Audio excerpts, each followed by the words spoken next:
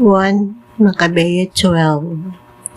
Sa pagkakita ni Jonathan nga ang mga panghitabo maayog lakaw alang sa iyang kaayuhan, nagpili siya og mga embahador ug nagpadala kanila ngadto sa Roma aron pagdason o pagbag-o sa panaghigalaay uban sa mga Romano.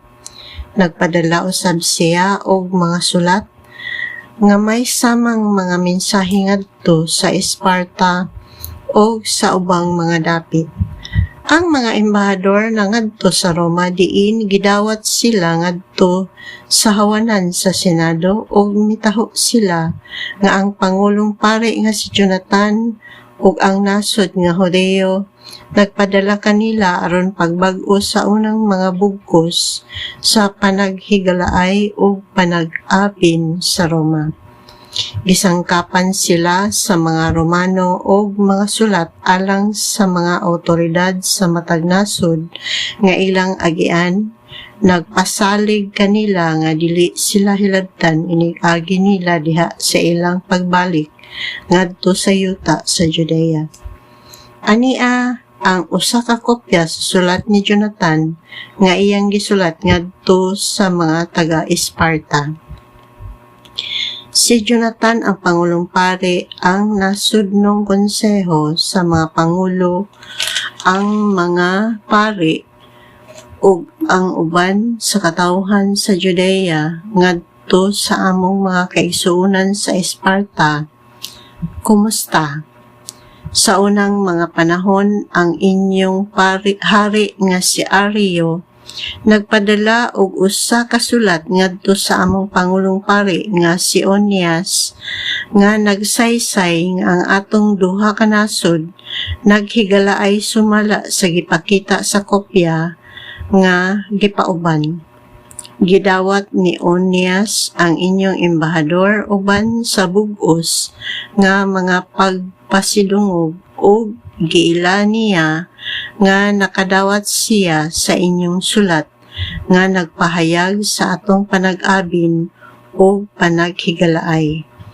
Ug karon bisan wala kami kinahanglan sa maong pagpakig-abin kay nakaplaga namo ang among tuburan sa kusog diha man sa balaan nga mga basahon nga among gihuptan. Nagsulat kami aron pagbag-o sa among bugkos sa panag-inig suunay o panaghigalaay uban kaninyo. Dili kami buot nga mahimong bugos nga mga langyaw ug daghanang mga katuigan nga milabay sukad sa inyong katapusan nga pagsulat. Sulod sa mga katuigan gigamit namo ang tanang kahigayunan sa among mga adlaw sa pangilin o sa ubang sibo nga mga adlaw aron paghinumdom kaninyo diha sa among paghalad sa among mga sakripisyo o paghimo sa among mga pagampo, sanglit, sibo ug angay alang sa maigsuon ang paghimo niini. Nahimuot usab kami nga ang kabantog miabot kaninyo, apan may daghang mga kalisdanan nga miabot kanamo ug napugos kami sa pagpakig-away sa daghang mga gubat tungod kay nahamutang kami ubos sa kanunay pag-atake gikan sa naglibot nga mga nasod. Sulod na ining panahon sa gubat wala kami mubuot sa pagsamo kaninyo o sa among uban nga mga kaabin og higala, kay aduna kami hinabang gikan sa Ginoo nga maoy nagbuntog sa among mga kaaway ug nagluwas kanamo gikan kanila. Busa gipili namo si Numenyo nga anak ni Antioco uban ni Antipater nga anak ni Jason o gipadala namo sila nga mga embahador ngadto sa Roma aron pagbag-o sa among mga bugkos sa panag-abin o panagsanggaay uban sa mga Romano. Gibauran usab sila namo sa pag-adto kaninyo uban sa among mga yukbo o paghatag niining sulat may tungod sa pagbag-o sa atong bugkos sa panag-igsuonay. Ug karon naghangyo kami og usa ka balos niining sulata. Ang mosunod maoy usa ka kopya sa unang sulat. Si Hari Ario sa Esparta ngadto kang unyas ang Pangulong Pare, kumusta? Nakakaplag kami usa ka dokumento mahitungod sa mga taga-Esparta o sa mga Hudeyo nga nagpakita nga kita managparyente o nga ang duha nato kanasod nga kaliwat ni Abraham. Karon nga ato na kining nahibaluan, palihog padad-i kami og usa ka taho may tungod sa inyong pagkabutang. Amo unya kamong tubagon pinaagi sa sulat nga magpasabot nga andam kami sa pagpakigambit sa among mga katigayunan lakip sa mga baka ug mga kabtangan kon mohimok usab kamo niini. Naghatag kami og kasuguan sa among mga embahador aron hatagan kamo nila og hingpit nga taho mahitungod niining mga butanga. Nasayod si Jonathan nga ang opisyal ni Demetrio mibalik pagsulong kaniya uban sa usa ka mas dako pang pundok sa kasundaluhan kaysa kaniadto. Wala mo buot ni Jonathan sa paghatag kanila o usa kahigayon sa pagsulod ngadto sa iyang kaugalingong yuta. Busa mibiya siya sa Jerusalem ug miadto aron pagsugat kanila didto sa kayutaan sa Hamat. Nagpadala si Jonathan og mga espiya ngadto sa mga kampo sa kaaway nga nagtaho kaniya nga ang kasundaluhan sa kaaway na naghimo og mga laraw sa pagsulong sa mga Hudeyo sa pagkagabi. Sa pagsalop sa adlaw, nagsugo si Jonathan sa tanan niyang mga sundalo sa pagbantay o sa pag-andam sa ilang mga hinagipan alang sa usa ka pakugang nga atake sa bisan unsang panahon sulod sa kagabion. Nagbutang usab siya og mga gwardiya libot sa tibuok kampo.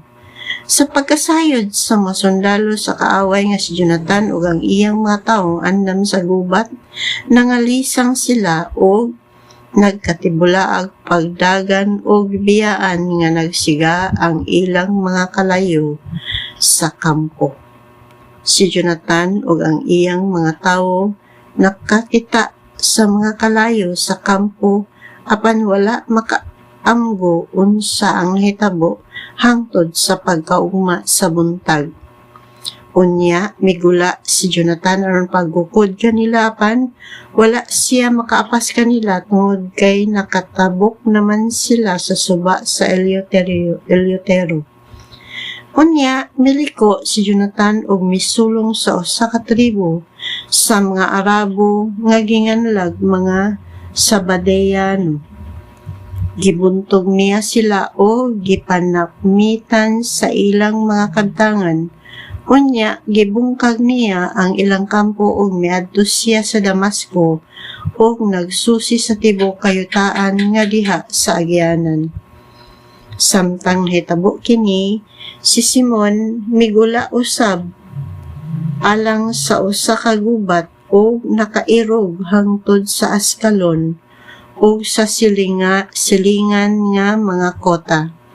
Unya, miliko siya ngadto sa Joppa ug nagbutang siya og usa ka bahin sa kasundaluhan didto tungod kay nakadungog man siya nga ang mga tawo naglaraw sa pagtahan sa kota sa Joppa ngadto sa mga sundalo ni Demetrio.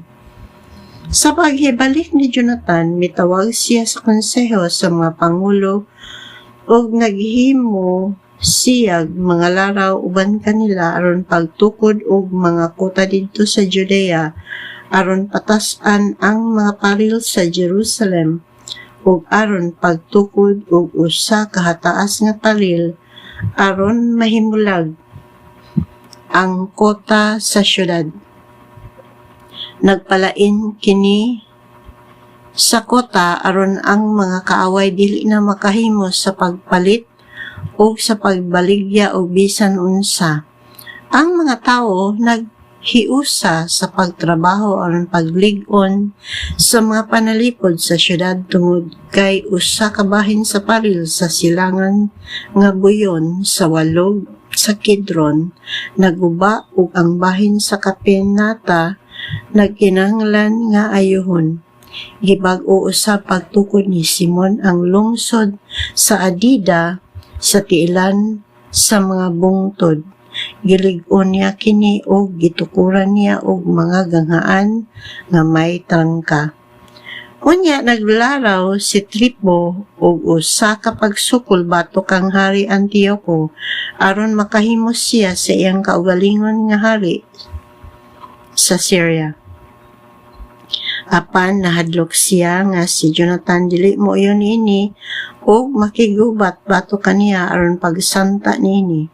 Busa giandam ni Tripo ang iyang kasundaluhan o miadto siya sa Betsan o malaumon nga madakpan niya si Jonathan o mapatay.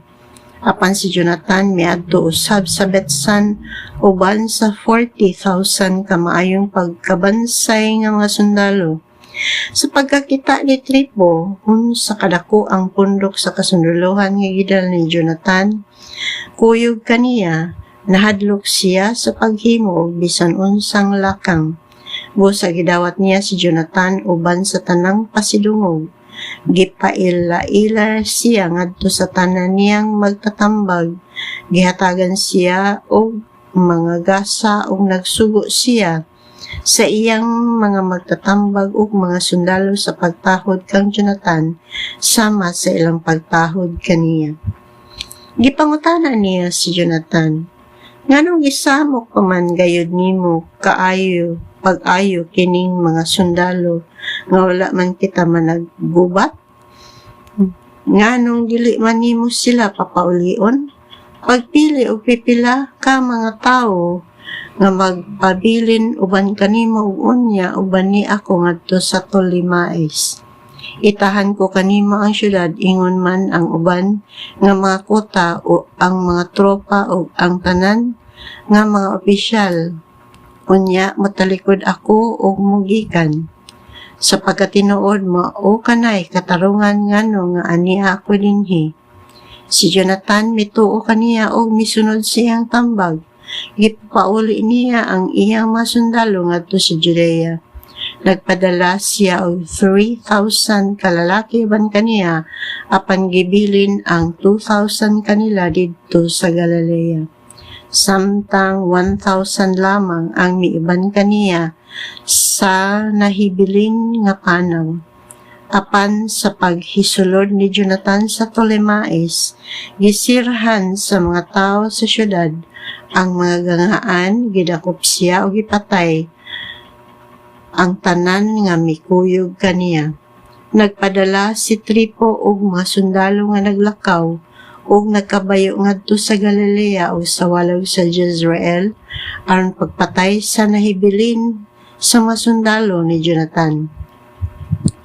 Ang mga tropa nga Hodeo naghuna-huna nga si Jonathan hidakpan o gipatay uban sa tanan nga mikuyog kaniya.